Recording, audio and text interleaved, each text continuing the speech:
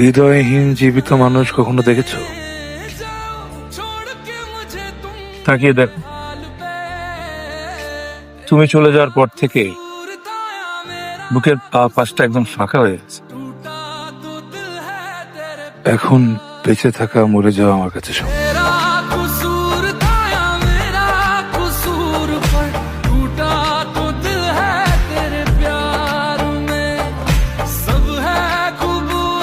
হৃদয়হীন জীবিত মানুষ কখনো দেখেছো?